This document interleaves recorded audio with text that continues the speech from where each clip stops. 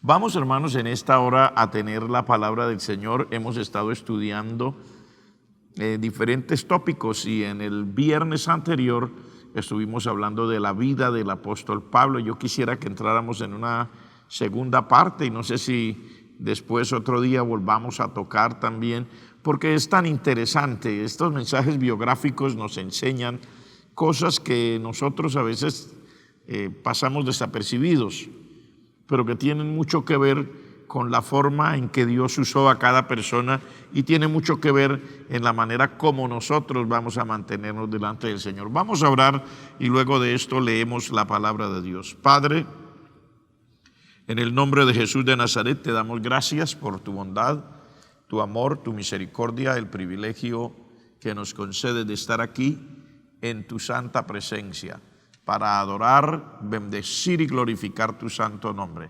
Gracias, Señor, por habernos inspirado cada día, por darnos tu gracia.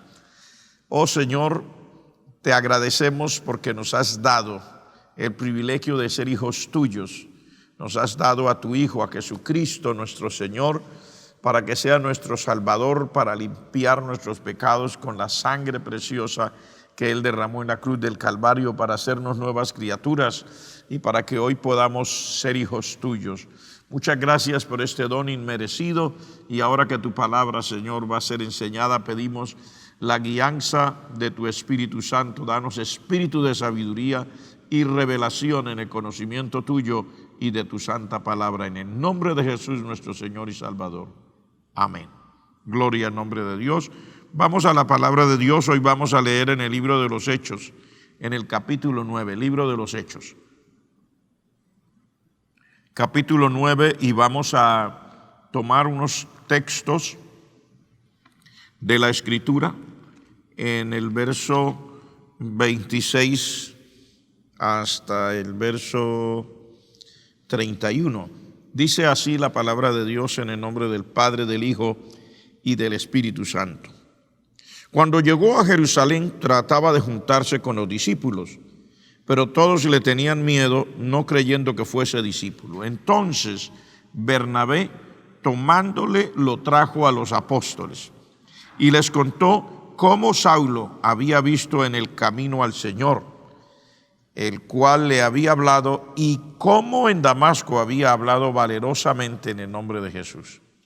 Y estaba con ellos en Jerusalén, y entraba y salía, y hablaba denodadamente en el nombre del Señor, y disputaba con los griegos, pero estos procuraban matarle. Cuando supieron esto, los hermanos le llevaron hasta Cesarea y le enviaron a Tarso. Entonces las iglesias tenían paz por toda Judea, Galilea y Samaria, y eran edificadas andando en el temor del Señor, y se acrecentaban fortalecidas por el Espíritu Santo. Gloria al nombre de Jesús. Vamos a continuar hablando entonces de la vida de este hombre de Dios, el apóstol Pablo. Las enseñanzas extraordinarias que nos deja el mirar la vida de este hombre a la luz de la palabra. En las ocasiones anteriores estuvimos mirando que este hombre tenía unas cualidades enormes, maravillosas, y lo que más importa en el término de nuestra relación con Dios, el carácter, nuestro carácter, que Dios lo tiene muy en cuenta. Queremos seguir examinando esto. Recuerde que cada cosa que nosotros vamos mirando en la palabra es una oportunidad que tenemos al darnos cuenta de esto, de poder asimilarlo y que fuera también parte de nosotros, para que pudiéramos nosotros también glorificar al Señor, bendecirle y recibir ese impacto en nuestro propio ser, en nuestra propia forma, y que así pudiéramos glorificar al Señor. Entonces aquí en el libro de los Hechos, en el capítulo 9, encontramos rasgos importantes. Desde el comienzo uno encuentra que el apóstol se dejaba guiar por aquellos que eran líderes y que estaban a cargo dentro de la obra del Señor.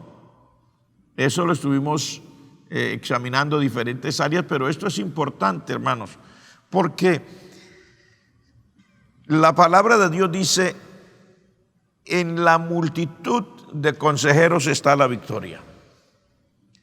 Si las personas queremos que el Señor nos ayude y vamos a prosperar en esta vida cristiana, si vamos a realmente ser útiles y si nuestra vida ha de ser agradable a Dios, pero también que sea una vida que ayuda al crecimiento de otros, debemos mirar estos detalles que, aunque parecen pequeños, son detalles muy valiosos en la vida de cualquiera que decimos ser hijo de Dios. Esto es interesante, hermano, dejarse guiar. La palabra del Señor dice que aquel que cree que siempre tiene la razón es una persona necia. La Biblia dice: no seas sabio en tu propia opinión. Y esta es una de las cosas que a nosotros nos puede afectar, no solamente tratándose de esto de la vida cristiana, del ministerio o de cosas, sino en todo lo que tiene que ver con la vida, en cualquier área, en nuestra vida secular. Dicen los estudiosos que una de las cosas por las cuales muchas personas no podemos progresar es porque dice que nosotros, los seres humanos, dedicamos la primera parte de nuestra vida, probablemente hasta los 25 o 27 años, a aprender. Luego nos dedicamos a trabajar y dicen los estudiosos que después de los 40 las personas ya estamos conformes con lo que hemos aprendido. Por lo general no nos interesamos en aprender más.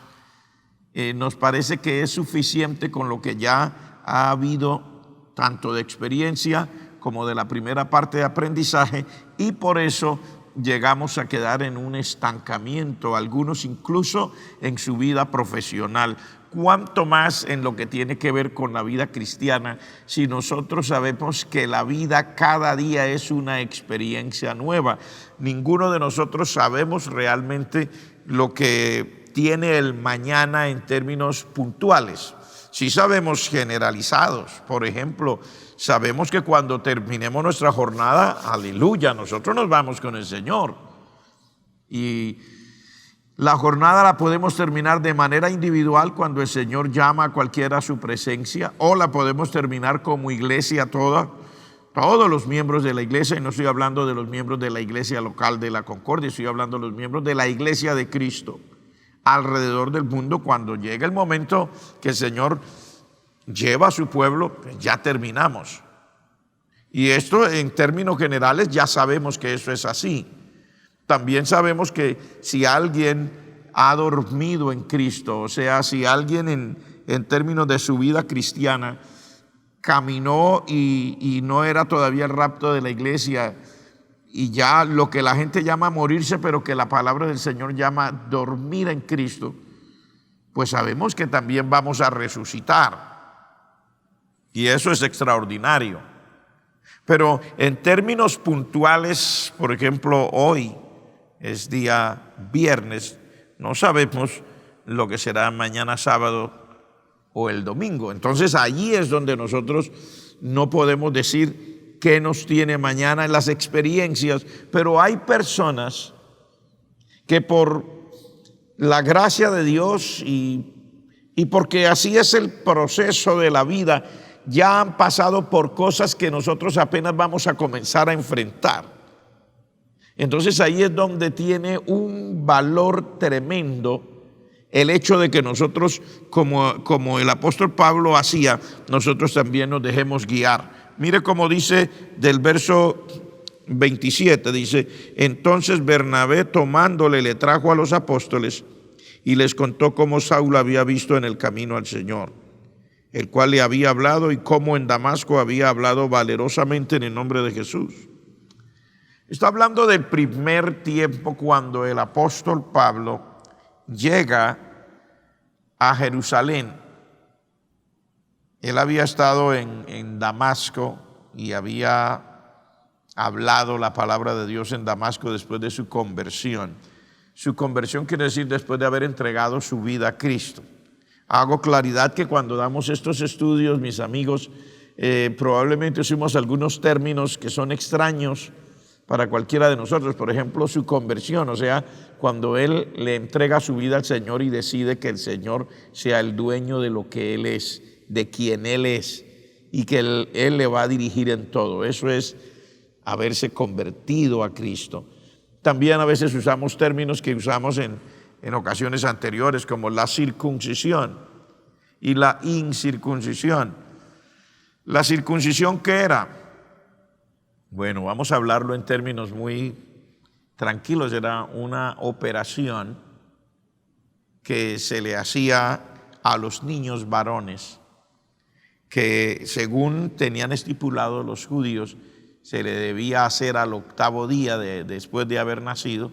Le cortaban el prepucio, esa telita que cuando un bebé está recién nacido sobresale de su pene, esa parte de telita que sobresale de su pene, esa telita la cortaban, eso se llama el prepucio, lo cortaban, y a esa operación le llamaban, y se le llama hoy día todavía, circuncisión. Era el pacto que Dios había hecho entre el pueblo de Israel. Dijo: yo soy el Dios de ustedes, ustedes son mi pueblo, pero yo quiero que ustedes se identifiquen de esta manera. ¿Qué era la incircuncisión? Incircuncisión era no haberse circuncidado, o sea, un hombre al que nunca le hicieron esa operación, nunca le quitaron esa telita que sobresale del pene cuando el bebé se nota mucho más, pues no se la quitaron, eso se llamaba incircuncisión. Entonces, habrán muchos otros términos, pero lo que yo le quiero mostrar aquí es, este hombre ya le ha entregado su vida al Señor. Él había sido antes un enemigo del Evangelio, un perseguidor del Evangelio. Entrega su vida al Señor y predica allá en Damasco, donde él se entrega su corazón a Dios, donde él se convirtió a Dios, por decirlo de una forma como nosotros lo podemos mencionar dentro de la iglesia. Entonces, después de eso, él fue a Jerusalén. Y cuando llega a Jerusalén, la gente le tenía miedo. Los discípulos no querían juntarse con él. Él trataba de acercarse a los discípulos del Señor. Pero resulta que los que habían servido y estaban sirviendo al Señor no le creían a este hombre de Dios, porque ellos sabían la historia y creían que él los estaba tratando de engañar. Sabían que él había sido un perseguidor, que había sido el que había dirigido la muerte de Esteban, o como alguno llamaría, el autor intelectual de la muerte de Esteban, el primer mártir de la iglesia. Y luego ellos sabían de todas las cosas y la gran persecución que este hombre desató después de la muerte de Esteban contra los cristianos en Jerusalén. Ahora que él ya ha entregado su vida al Señor y lo hizo allá en Damasco, porque tuvo esa experiencia preciosa con Dios, y ahora que él vuelve a Jerusalén a tratar de interactuar con los hermanos de la iglesia, ellos le tienen miedo, no creyendo que él fuera discípulos, sino creían que los estaba engañando y que en cualquier momento haría de nuevo sentir una persecución muy fuerte contra la iglesia. Entonces es donde dice: entonces Bernabé, tomándole, lo trajo a los apóstoles y les contó cómo Saulo había visto en el camino al Señor, el cual le había hablado, y cómo había hablado valerosamente la palabra de Dios allá en Damasco, y había hablado del Señor Jesucristo. Esta parte me llena mucho el corazón, y si usted sigue leyendo, dice en el verso 28, entonces él estaba con ellos en Jerusalén y entraba y salía. Quiere decir, ahora le permitieron tener una comunión con una parte de los hermanos de la iglesia. Dice, y hablaba denodadamente, o sea, hablaba con mucho entusiasmo, para que me entiendan, y con mucho fervor, en el nombre del Señor Jesucristo, y disputaba, o sea, discutía con los griegos, pero los griegos procuraban matarlo. O sea, este hombre de Dios tenía esa inspiración de más, que este hombre era muy conocedor del tema que él estaba tratando. Él era muy conocedor de la ley, era muy conocedor de la palabra de Dios que les había sido dada por lo menos a los de antes del Señor Jesucristo, todos los profetas, los salmos y todos los libros que escribió Moisés, etcétera, que Dios se lo dio como palabra de él para la humanidad. Él conocía, entonces podía hablar con mucha fuerza, podía hablar con mucho valor y tenía el carácter, pero cuando él se inspira de esa manera y él dice aquí en Jerusalén también, entonces los griegos procuraban matarlo, ahí en Jerusalén.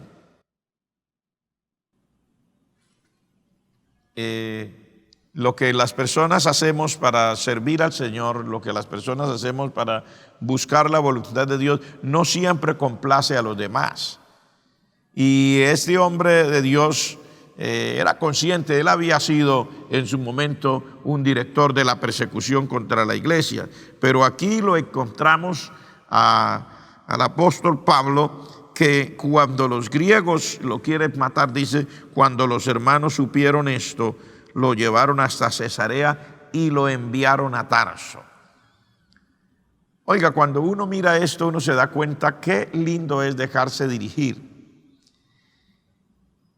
Y a veces cuando se dan este tipo de dirección de otros que están en una buena posición delante de Dios y que nosotros tenemos comunión con ellos, podría parecer como que nosotros somos puestos en desventaja.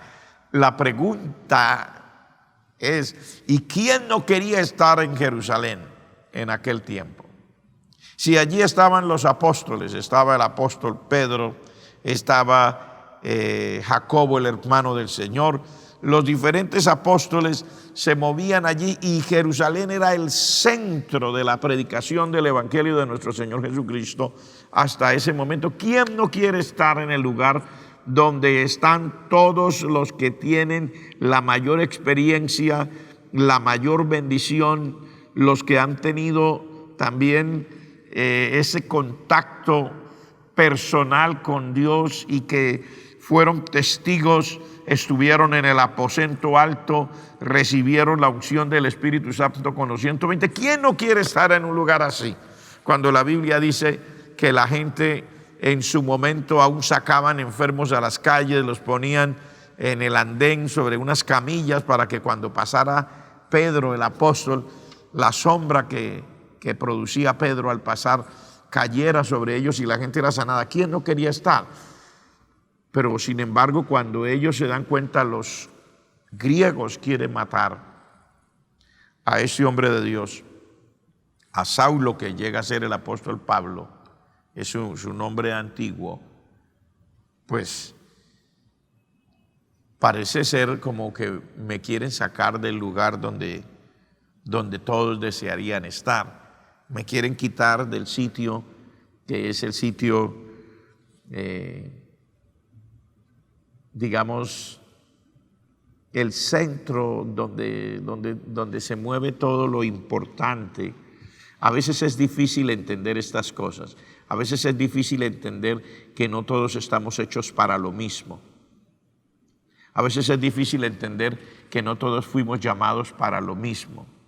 Y aparte de eso, que no todos debemos estar en el mismo lugar, sin importar que ese lugar sea como la tierra que fluye leche y miel. A veces es difícil entender por qué uno tiene que ser desarraigado del sitio donde la mayoría quiere estar allí.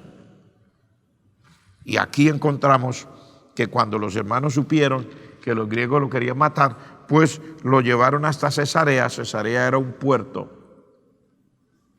era una ciudad que quedaba a la orilla del mar Mediterráneo, y lo enviaron a Tarso. Tarso era la provincia donde había nacido el apóstol Pablo y quedaba en lo que hoy es Turquía.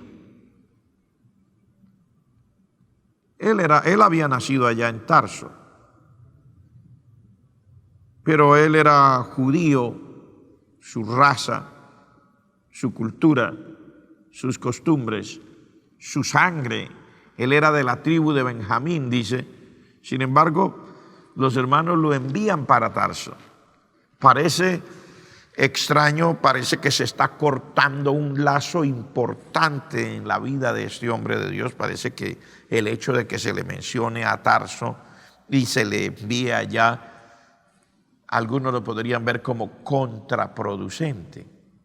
Pero al estar uno mirando la palabra de Dios se da cuenta qué bueno que en el carácter de uno haya esa disposición de dejarse guiar por los líderes de Dios que tienen experiencia, que están a cargo y que Dios también se mueve en ellos. Así que es maravilloso. Yo voy a seguir mirando con ustedes porque uno se inspira tanto que podría quedarse todo el tiempo en una sola parte de la Escritura y quisiera avanzar un poquito más con ustedes. Miren lo que quiero continuar en el capítulo 11. Dice el verso 25, después fue Bernabé a Tarso para buscar a Saulo y hallándole le trajo a Antioquía. Ya habían pasado años, probablemente algunos dicen 10 años, desde que él fue enviado para allá, para Tarso.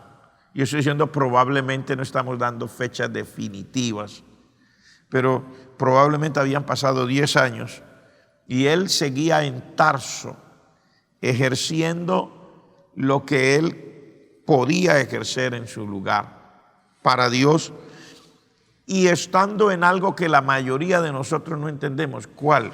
La escuela de la formación de Dios, que no es en una universidad, que la escuela de la formación de Dios no es en una clase, en una sala de clases.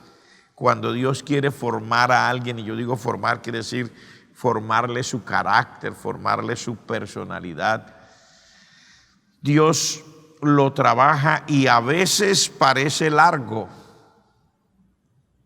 y fuera del contexto que Él hubiera escogido si hubiera sido Él, o que usted y yo hubiéramos escogido si usted y yo fuéramos.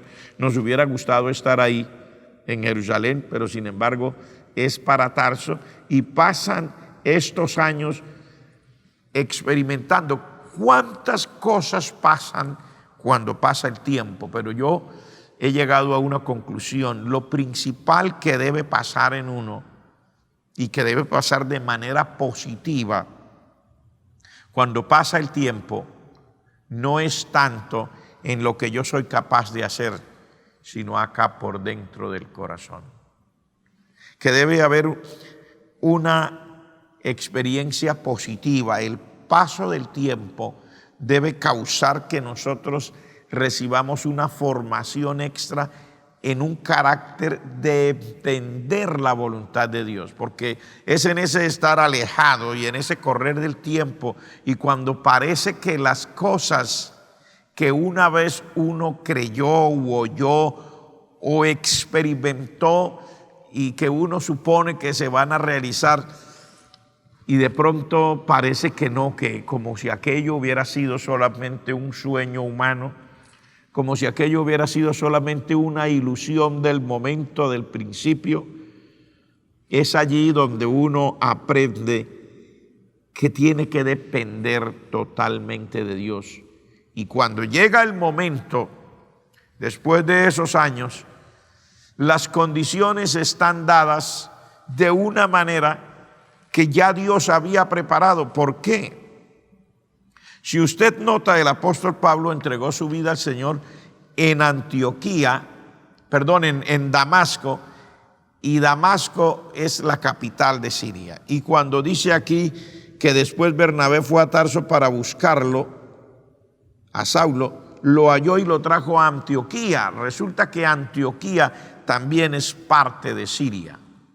O sea, se nota desde el comienzo que Dios quería sacar a este hombre y cortar de él esa conexión, ese cordón umbilical con la nación judía, no en cuanto a que él no fuera judío o no se sintiera judío, sino acostumbrarlo a no estar en su nación, acostumbrarlo a no estar en su tierra, porque le tenía preparada otras cosas. Y mire, después de todos estos años que Dios inspira a Bernabé, el mismo que lo presentó a los apóstoles y a los discípulos al comienzo, ahora va a buscarlo allá en Tarso, lo encuentra, pero no lo lleva a Jerusalén, porque en ese momento ya este hombre Bernabé había sido encomendado de llevar adelante la obra de Dios en Antioquía. O sea, vamos a decirlo en otras maneras, estaba ya trabajando en una nación que no era de los judíos. A esto se le llamó y se le llama en la Escritura los gentiles, o sea, naciones, personas, gente que no pertenecen por raza, por sangre al pueblo judío. Y es que Dios desde el comienzo había determinado que este hombre, Saulo, que llegó a ser el apóstol Pablo, Dios determinó que Saulo, o en otras palabras, Pablo, cuando fuera a desarrollar su ministerio, lo que él le había encargado ya de una manera más impactante, más productiva, que él debería hacerlo entre las naciones que no pertenecían a los judíos. Gente que no tuviera la raza, la sangre judía no corriera por sus venas, porque Dios es un Dios que amó tanto al mundo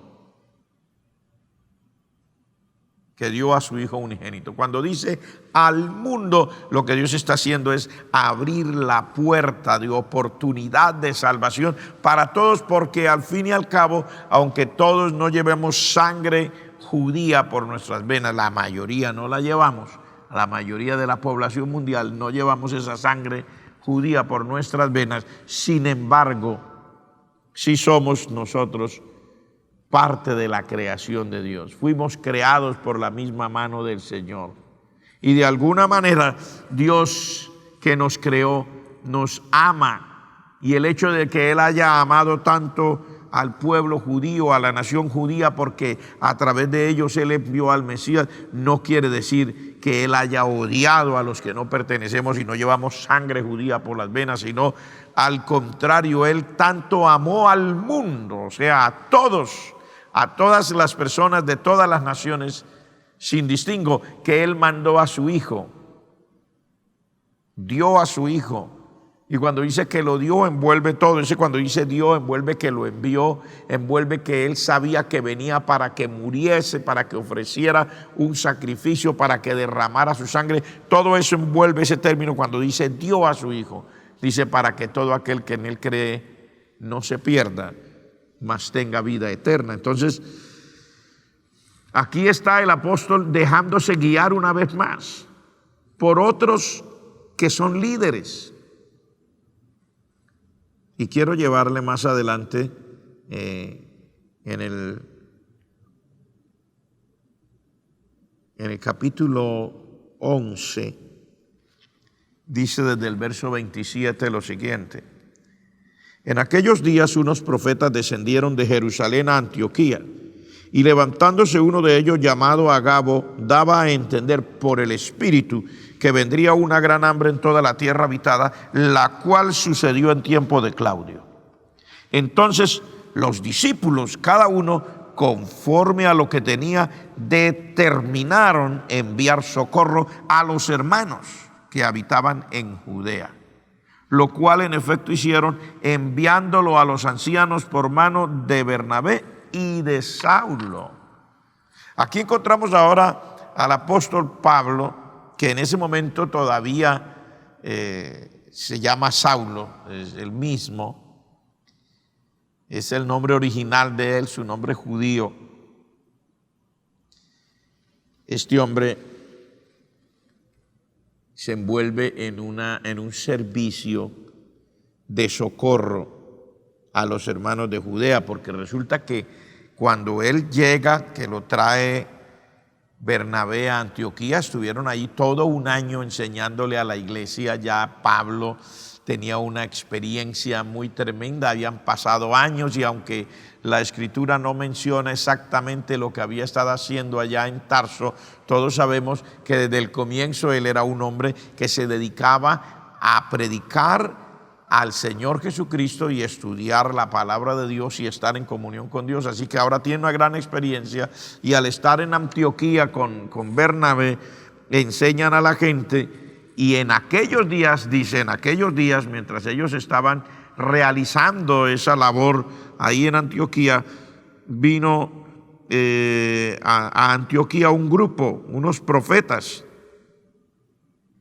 Y uno de ellos, que era profeta, que se llamaba Agabo, daba a entender por el Espíritu que vendría una gran hambre sobre toda la tierra habitada, la cual sucedió en tiempos de Claudio. Entonces, los discípulos, cada uno conforme a lo que tenía, determinaron enviar socorro a los hermanos que estaban allá en Judea. Y dice, y ellos hicieron esto enviándolo a los ancianos que estaban allá en Judea por mano de Bernabé y de Saulo. Entonces aquí encontramos al apóstol Pablo envuelto también en un servicio de socorro a los hermanos que están en Judea.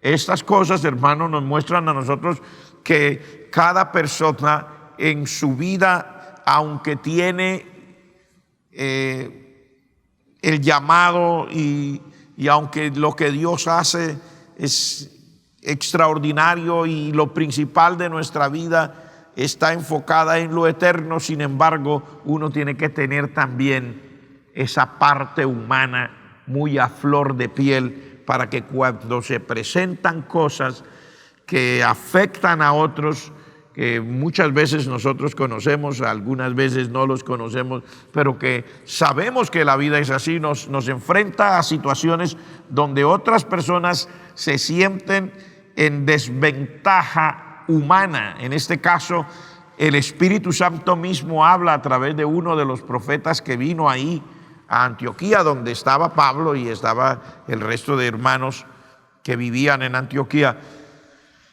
Y el Espíritu Santo, usando a este profeta, dice, va a venir una gran hambre.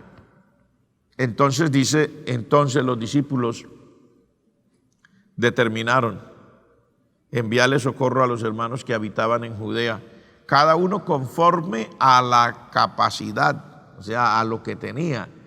El apóstol Pablo se ve envuelto en este servicio, en esta misión de socorro. Hoy día lo llamaríamos de ayuda humanitaria, otro llamaríamos de ayuda social. Mírelo como usted quiera, pero esa parte humana estaba vigente en este hombre de Dios. Esa parte humana está ahí. Este hombre de Dios hace parte de esa comisión que va a llevar esa ofrenda, ese socorro que han recogido todos los hermanos que están en Antioquía como una gratitud y como una demostración de amor hacia los hermanos que estaban en Judea. Creo que esto a nosotros nos debe tocar. La parte humana jamás puede faltar de ninguna persona, esa bondad hacia los demás, esa preocupación por otros, ese estar pendiente de que otro no vaya a perecer mientras yo lo sepa, era parte importante también en el carácter de este hombre, de este apóstol, y que también a nosotros nos mueve muchísimo, porque nosotros también tenemos a nuestra responsabilidad. Muchas personas que sabemos que ellos en su momento pueden enfrentarse a cosas y verse en desventaja respecto a nosotros. A veces cuando nosotros estamos en una posición ventajosa en términos de estar mejor, podríamos volvernos insensibles, pero esta parte humana no puede desaparecer de ninguno de nosotros, hermanos, y no estoy hablándole exclusivamente a un grupo de personas, a quienes estén en el ministerio, a quien sea un pastor o a quien sea un ayudante o un líder de departamento en una iglesia. No, estamos hablando a todos nosotros como hijos de Dios. No puede desaparecer de nosotros esa parte humana, de nosotros identificarnos y saber que hay otros que en su momento tienen una necesidad y que el Señor nos puede usar a nosotros también para de alguna manera tocar con un toque de amor tangible, manifiesto, a aquellas personas que Dios ha puesto en nuestro camino. Y el capítulo 12 es una bendición, porque el capítulo 12, eso sucede en el capítulo 11, pero el capítulo 12, cuando estos apóstoles, Bernabé y Saulo, llegan allá a Jerusalén para hacer este socorro, para entregarle a los ancianos que estaban allá en Jerusalén lo que había recogido la iglesia en Antioquía, para que de alguna manera se sintiera el apoyo en la parte humana. Entonces sucede algo mientras están ahí. Está ahí también Saulo, el apóstol Pablo. Dice que en esos días Herodes, que era el que estaba como rey en ese momento ahí en Judea, le echó mano a algunos de la iglesia para maltratarlos y mató a espada a Jacobo, hermano de Juan. O sea, ustedes saben que las persecuciones siempre han sido parte de la vida. La persecución contra el evangelio, nosotros no podemos soslayar esto. Ahí sucede, y cuando este rey mata a Jacobo, hermano de Juan, se dio cuenta que esto le había llegado bien. O sea, la gente que él gobernaba se había sentido bien, sobre todo los judíos, porque veían a la iglesia y veían a los discípulos como competencia. Entonces, cuando él ve que se han sentido bien, también le echó mano a Pedro y lo puso en la cárcel, en una celda allá adentro de mucha seguridad, y esperaba sacarlo y matarlo después de la Pascua. Y Pedro estaba en la cárcel, custodiado por unos grupos de soldados, pero la iglesia hacía sin cesar oración a Dios por él. Esta parte de la escritura es probable que usted y yo la hayamos leído, pero yo se la relato en 2 palabras. La iglesia oró sin cesar hasta que llegó una respuesta. Y un ángel del Señor entró a la cárcel, sacó a Pedro, lo libertó de la cárcel y sucedió un milagro extraordinario. La gente de la iglesia se dan cuenta que el mismo Dios que había hecho milagros antes los estaba haciendo ahora. Los soldados que habían estado cuidando en la cárcel al apóstol Pedro no tuvieron ninguna respuesta que dar. La cárcel estaba cerrada, todo estaba con seguridad, pero el asunto es que se había escapado el prisionero. Y entonces dice que Herodes, cuando lo buscó y no lo encontró, después de interrogar a los guardas, ordenó que los mataran, porque esas eran las leyes que había en ese tiempo. Si alguien era guardia en una cárcel o en algún momento en el ejército, le encomendaban que cuidara a ese prisionero y lo dejaba escapar, tenía que pagar con su vida. Así que mandó matar a esos guardas y bueno, el rey Herodes tuvo un final muy triste.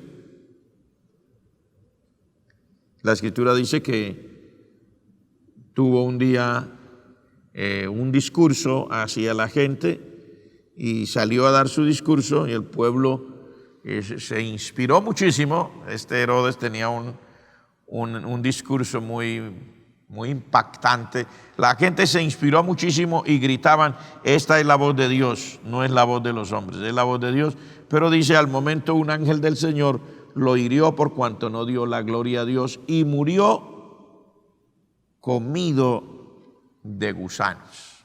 Entonces, toda esta historia sucede mientras el apóstol Pablo está con Bernabé en Jerusalén haciendo este servicio de ayuda para los hermanos que estaban entrando en necesidad allí en la tierra de Judea.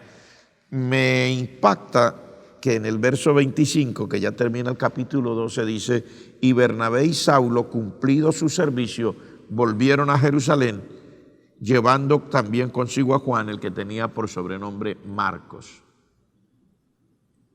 ¿Qué es lo que básicamente quiere decir aquí? Todo lo que vieron de persecución, todo lo que ellos vieron, porque estaba Bernabé y estaba Saulo, o sea, el apóstol Pablo, todo el rigor de lo que ellos sintieron, porque la persecución era oficial, no era la persecución de 2 o 3 personas del barrio, no era la persecución esa que se levanta cuando hay una persona que dice ser fanático de sus dioses o de su religión, sino que era una persecución oficial, una persecución de Estado. Hay cosas que son, algunos dirían más llevaderas que otras. Una cosa es una persecución de una persona, 2 personas, pero que el Estado todavía diga, pero nosotros no nos metemos en eso y hay que buscar a los culpables y castigarlos porque están persiguiendo a los hermanos. Pero en este caso la persecución era una persecución oficial, una persecución de Estado, cuando no solamente se encuentra la persecución física, sino también ahora se encuentra la persecución legal, porque se dictan decretos, edictos, cosas que hacen oficial y que hacen que toda la fuerza de un Estado venga contra los cristianos. Pero el verso 25 dice, y Bernabé y Saulo, cumplido su servicio, volvieron de Jerusalén a Antioquía, llevando también consigo a Juan, el que tenía por sobrenombre Marcos. O sea, todo esto, lo que quiero mostrar es que este hombre, a pesar de pasar ese periodo allá en Jerusalén, de ver toda esta persecución, de ver cómo habían matado a espada a Jacobo, el hermano de Juan, sin embargo, volvió junto con su compañero, con Bernabé, volvieron a Antioquía con fuerza, porque dice, volvieron llevando a un ayudante que se llamaba Juan Marcos. Quiere decir que la presión de una persecución de Estado contra la vida de ellos como servidores, acuérdese que él estaba entre los líderes y estaban persiguiendo a los líderes, no hizo que este hombre se descorazonara. No hizo que este hombre se quedara sin ánimos, no hizo que este hombre desmayara, sino al contrario, el apóstol Pablo en medio de todo esto cobra fuerzas y se devuelven hacia el lugar donde ellos originalmente tenían su base, y no se devolvieron solos, llevaron a un ayudante con ellos. Quiere decir, pusieron mucha fuerza, mucho empeño, hermanos. Y nosotros tenemos que entender esto y aplicarlo también a nuestro corazón. La palabra de Dios nos da a nosotros la bendición, la capacidad para que nuestro carácter se vaya moldeando, para que como cristianos, como hijos de Dios, como aquellos que estamos en esta vida sirviéndole al Señor, vayamos progresando. ¿Y cómo nosotros vamos a progresar así como este hombre, su carácter y todo? Mire, hay varios elementos que usted encuentra aquí, porque yo no quiero continuar en este estudio dando nuevos puntos, sino tratando de buscar en lo que ya hemos hablado.